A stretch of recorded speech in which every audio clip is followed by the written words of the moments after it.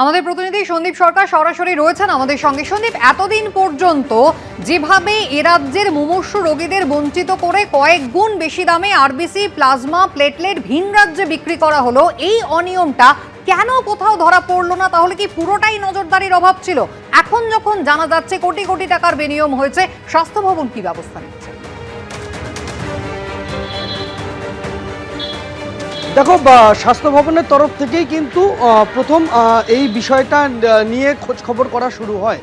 স্বাস্থ্য ভবনের যে স্টেট ব্লাড ট্রান্সফিউশন সেল রয়েছে তাদের আধিকারিকরা প্রথমে যে বিষয়টা তাদের সন্দেহ জাগে যে কেন সরকারি ব্লাড ব্যাংক যে সমস্ত রয়েছে সেখানে তুলনামূলকভাবে কম রক্তদান শিবিরের আমন্ত্রণ আসছে।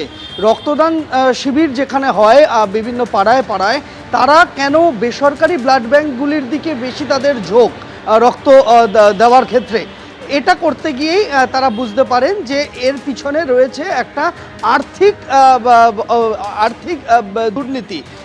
যে প্রত্যেকটি বেসরকারি ব্লাড ব্যাংক যে সমস্ত জায়গায় রক্তদান শিবির করেন তাদের মধ্যে অনেকের ক্ষেত্রেই এই অভিযোগ সামনে আসে যে তারা রক্তদাতা পিছু একটা নগদ অর্থ যারা উদ্যোক্তারা রয়েছেন, ক্লাব যারা অর্গানাইজ করছেন বা বিভিন্ন সংগঠন অর্গানাইজ করছে তাদেরকে দিয়ে থাকেন। এবং এই টাকাটা কোথা থেকে আসছে? একটা ব্লাড ব্যাংক যখন একজন রক্তদাতার থেকে রক্ত নেওয়ার পরিবর্তে একটা নির্দিষ্ট অঙ্কের টাকা বরাদ্দ করছে, তাহলে সেই টাকাটা আসছে কোথা থেকে? তখনই বোঝা যায় যে এই টাকাটা আসছে সেই সমস্ত সংস্থার থেকে যাদের সঙ্গে এই বেসরকারি ব্লাড ব্যাংকগুলি আগে থেকে চুক্তিবদ্ধ হয়ে রয়েছে যে বছরে এই পরিমাণ রক্ত বা প্লাজমা তাদের কাছে পৌঁছে দিতে হবে, এবং সেই কারণেই একটা অগ্রিম বাবদ টাকা তারা নিয়ে রাখছে এবং সেই টাকারই একটা অংশ তারা খরচ করছে রক্তদান শিবিরগুলিতে, এবং সেখান থেকে সংগৃহীত রক্ত তাই পরবর্তীতে দিয়ে দিতে হচ্ছে বা সেই সমস্ত সংস্থাকে।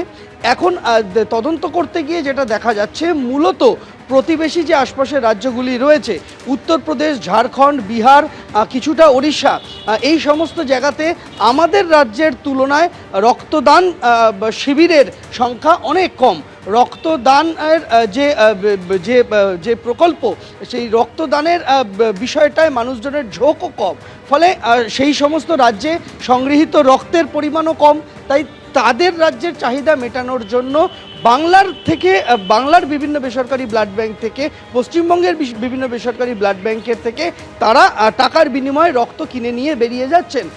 এই প্রবণতাটা কিন্তু বিপজ্জনক বলে মনে করছেন স্বাস্থ্য দপ্তরের তদন্তকারীরা।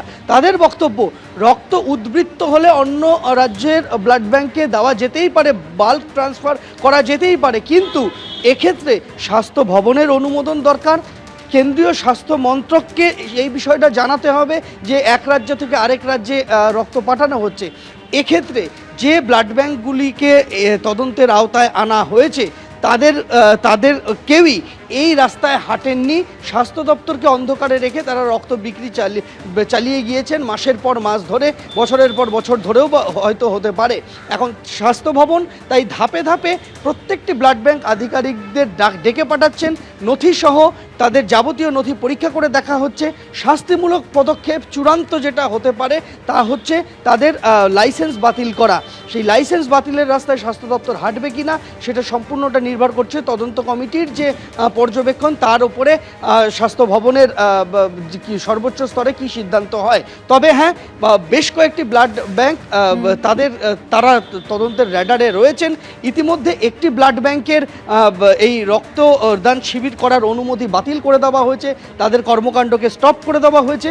আরেকটি ব্লাড ব্যাংকে শোকজ করা হয়েছে, তারা জবাব দিয়েছেন, যেটা অশোক ব্লাড ব্যাংক, যোধপুর পার্কের যেখানে আমি দাঁড়িয়ে রয়েছি। তাদের জবাবে সন্তুষ্ট নন তদন্তকারীরা, তাই তাদের যাবতীয় নথিসহ আগামী বুধবার ডেকে পাঠানো হয়েছে। ধাপে ধাপে আরও 5টি বেসরকারি ব্লাড ব্যাংককে এইভাবেই তদন্তের মধ্যে আনা হবে এবং ইতিমধ্যেই তাদের বেশ কিছু নথিপত্র বাজেয়াপ্ত করা হয়েছে, এমনটাই স্বাস্থ্য ভবন সূত্রে খবর। ধন্যবাদ।